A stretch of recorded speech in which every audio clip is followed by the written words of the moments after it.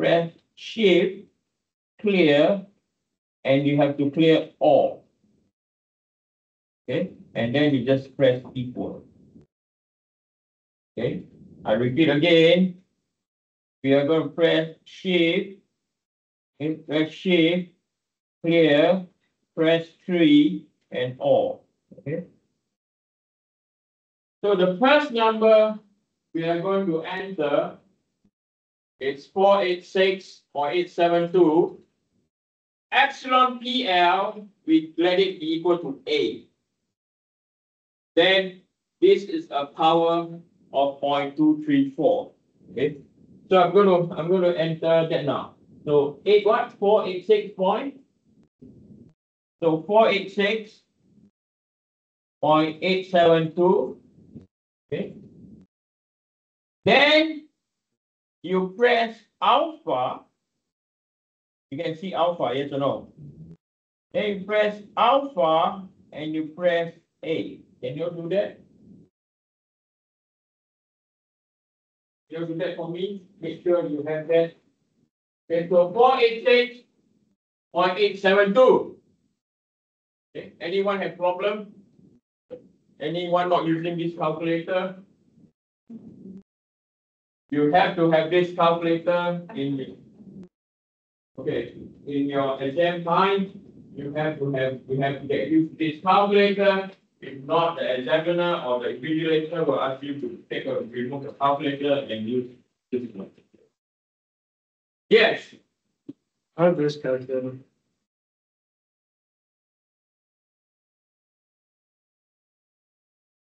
Basically the exact same, just like the Master must be funny. I'll tell you this, they took away my calculator before. I just asked my professor for it, Okay. What? On a final exam, he took it away. And I just asked my professor to get it. Then you can grab the back of it.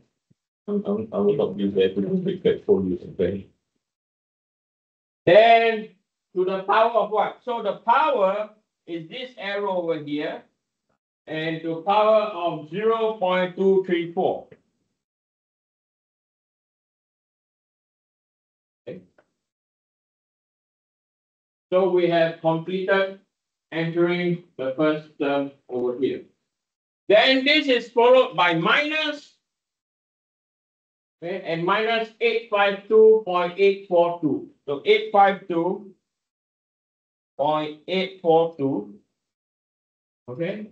And then what we have again is alpha A. And then we have the power term and it's 0.196. Okay.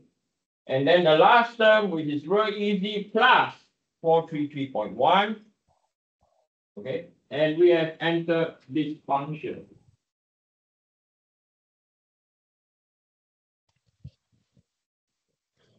From here, we need to have an equal sign, yes or no? Right? So you go to alpha, can you see this red equal sign over here? Yes or no? You press alpha and then equal. So you see the equal sign over there. And then finally, you have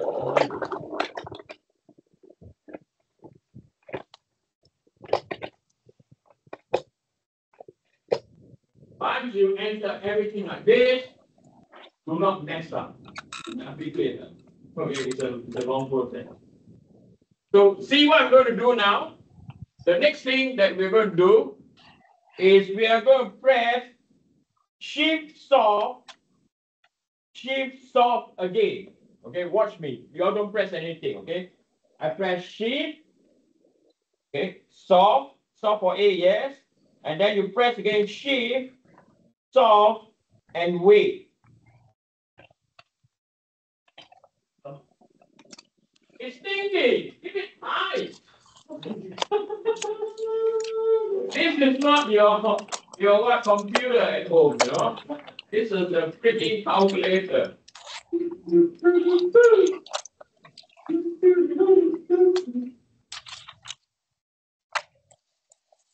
It's still thinking. I'm panicking now. Can you see that? Okay. So the answer that we get, okay. Any questions so far? Right. So the answer that you get, coming back to the lecture, the answer that we get is what? Epsilon PL from calculator solver, epsilon optimum is equal to what? 3.256.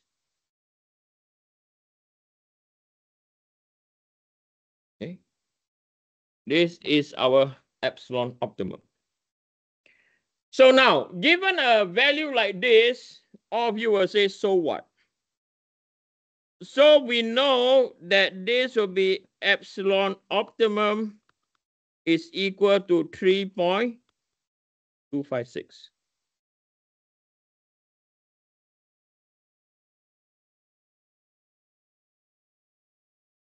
So how will this help this? If your maximum strain during deformation or your epsilon, right, is less than 3.256. Okay, let me copy this graph.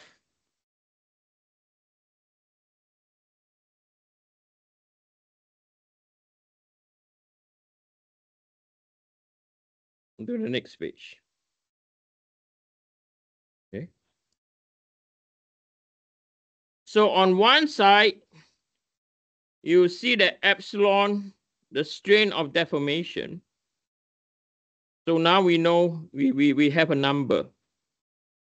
Okay, the number is pretty high. I'll tell you that. Okay, but anyway, if your strain is less than 3.256, okay, the cost of dual phase steel, okay, the cost of dual phase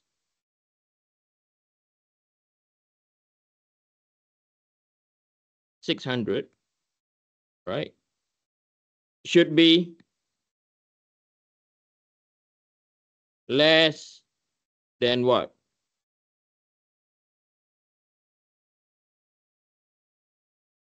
Than 45. Okay. And then if the strain, right, over here, the strain is higher than 3.256, what happened? The cost of what? Processing dual phase what? Should be what?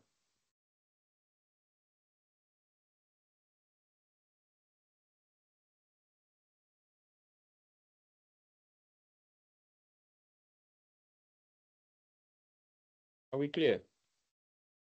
So it's not necessary. If based on the ranking on its own, right? I know we did the ranking earlier. Okay, I'm aware that we did the ranking earlier, right? By doing the ranking, right? Dual phase steel is a 3, right? And AISI 1045 is also a what? A 3. So i.e. you are saying that both of them are the same cost. Not necessarily true, right? Not necessarily true in the sense that if your strain induced or the maximum strain induced in the structure is less than the optimum, you can charge dual phase steel at a lower cost when compared to what? AISI what? 1045. Okay. Then if the plastic strain is greater than the optimum, you have to change your what? Costing strategy. Okay. Interesting, isn't it? What did we just do? What did we just do? By using what? Mechanical property. By understanding mechanical property, able to calculate energy can what? We can forecast, or we can anticipate or predict how difficult a material is to deform compared to what it used to do before. Yes or no? Right? And just by looking at what? Chemical properties. Okay? Just by purely looking at mechanical properties. Usually in a company, at the next stage, what do? Some companies, how many of you work for this company that are used to multi-method? Anyone working on multi-method? Yeah. Fantastic company. Am I right? Right? Oh yeah. Yeah. Which department were you working with? Oh, so you see the carbon fiber quality. Oh, Larry Ford. Oh, the cycle part. It's crazy. Okay, it's crazy. Okay, so for your information to your Multimatics is a company where they make the Ford GT. Okay, so Ford GT is made by Ford, right? So it's Ford. No. Okay. Assemble everything. It's Multimatics. So if you have so Multimatics, the owner of Multimatics is the godson of the owner of the name. What's the guy name? The owner of name. Yeah, French, the one that is in trouble. The godson is the owner of Multimatics. And his dad passed away, the owner of Multimatics told Larry something of Larry. Right. So now this is the strike, and why I'm teaching this, I was consulting Multimatics on this. And they found like, wow, this is useful. And with information like that, you can make what? Judgment. That's part of it. Okay.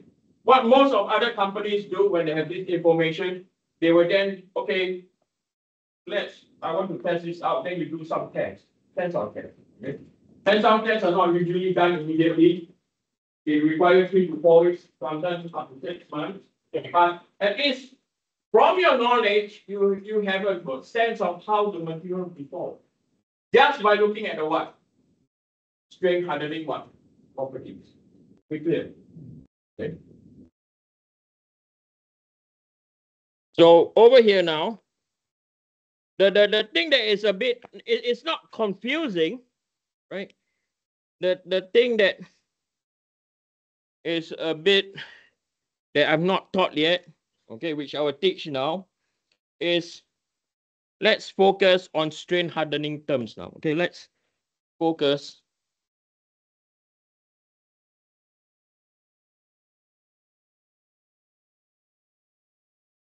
on strain hardening component. Okay, let's focus on. So the strain hardening component that we have over here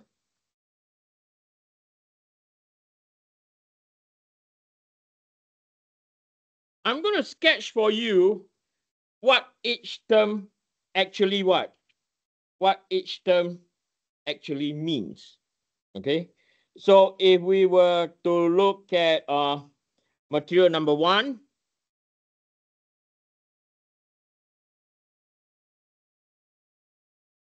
A is equal to 300 megapascal. Material number 2, A is equal to 600 megapascal. And then material number 3, A is now equal to 900 megapascal, right? And then for material number 1, material number 2, and material number 3, B, and N are constant.